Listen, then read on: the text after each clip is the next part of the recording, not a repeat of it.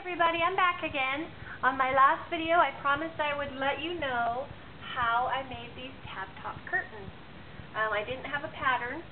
I'm just measuring the length of your window, and you get the length and you add 4 inches on the top, and you take 4 inches on the bottom, and then you need 8 inches for your tabs.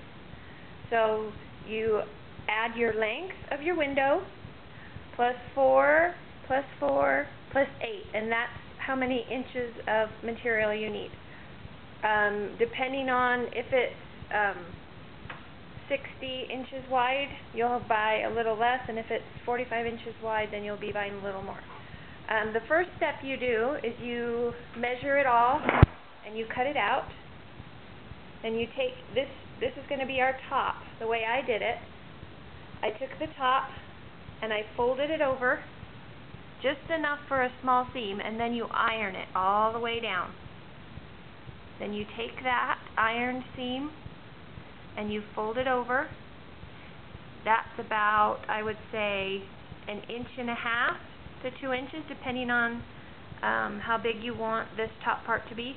And then you iron this all the way down.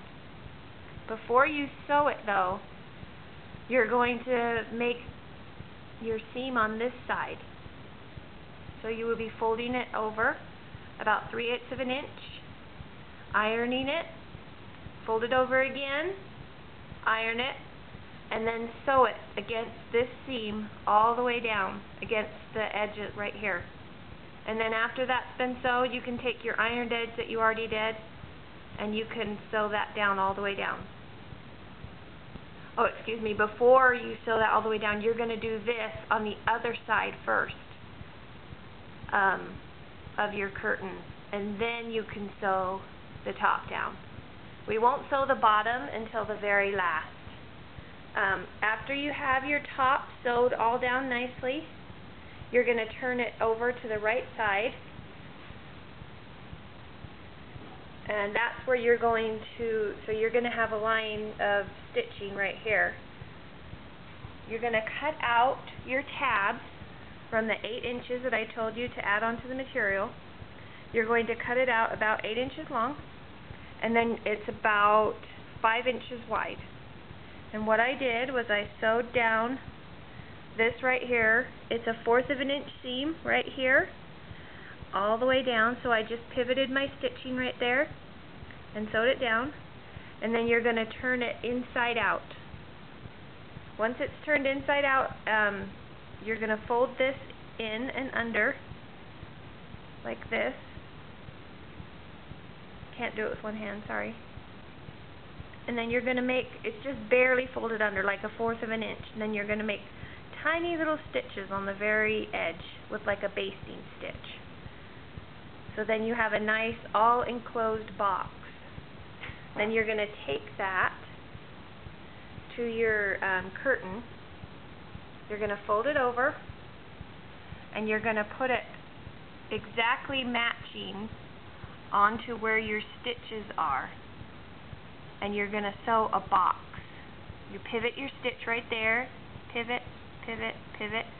And if you need to pin this tab, pin it down, because you're supposed to be catching the back at the same time, because you don't want any double stitches. So you sew your box and make sure you're catching the back at the same time.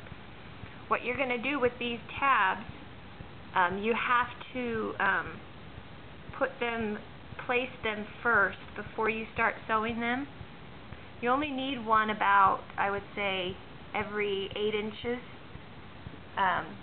So place your tabs first at the edges, and then one in the middle, and then you can do the middle of those two, and then the middle of those two, and that way you have perfectly placed tabs without even having to measure.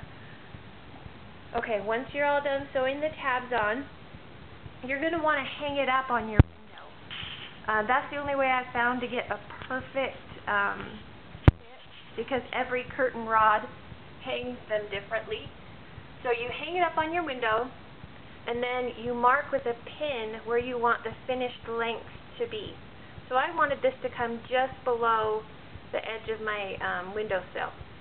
And so I marked that with a pin. And then what you do, it's about a 3/8 inch seam. You fold it over and iron it, and then you fold it over again and sew it right along that edge, making sure that your pin stays in there and that's where the finished edge will be.